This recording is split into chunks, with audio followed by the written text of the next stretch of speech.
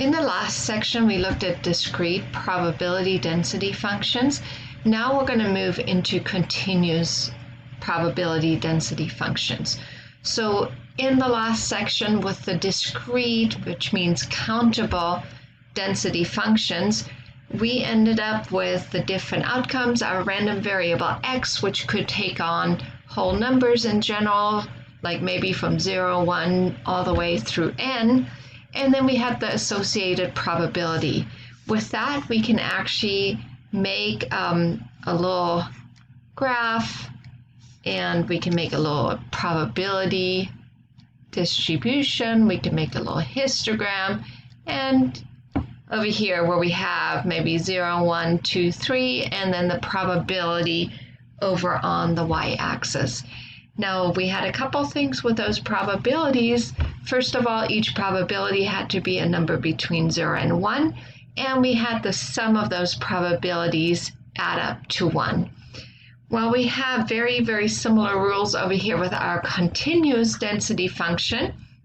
However, we don't have those individual probabilities, so we actually end up with area underneath a curve. So similarly to before, the probabilities have to be between 0 and 1 for any value x, and the sum of all the probabilities must be 1. And again, for the continuous probability density function, we are going to look at area under the curve, so that has to be equal to 1. So let's look at an example over here, exercise 1. We have a random number generator, and this random number generator has numbers between 0 and 1. Not just restricted to integers, but we can have, decimal number fractions. We can have even some other numbers, but we have numbers between 0 and 1. So we could have irrational numbers as well. So let's say we have 0 over here, we have 1 over here, and since it can take on any value in between, our probability density function is going to have this rectangular shape over here. Now, since the area underneath the curve has to be equal to 1, and the area in a rectangle is always equal to the base times the height,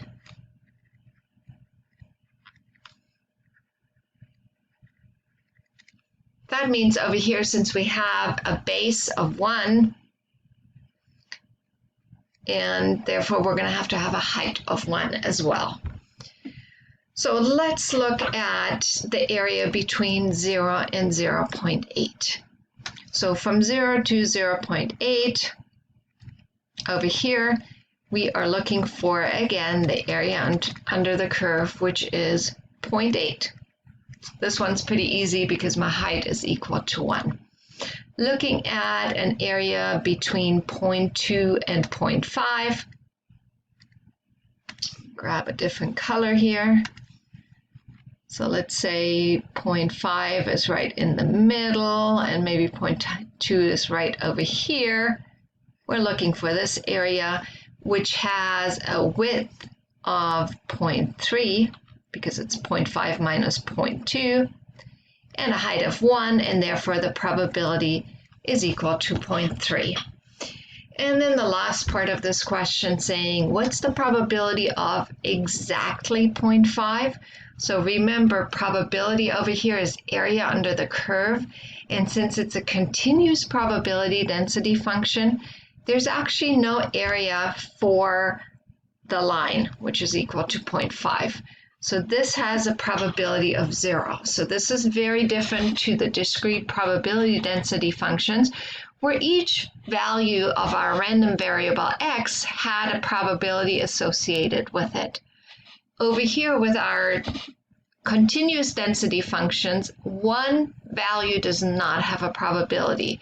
So this will keep coming back, and you'll see this happening, over and over in questions like that. So in this section, when we first look at these continuous density functions, we are just going to look at simple areas.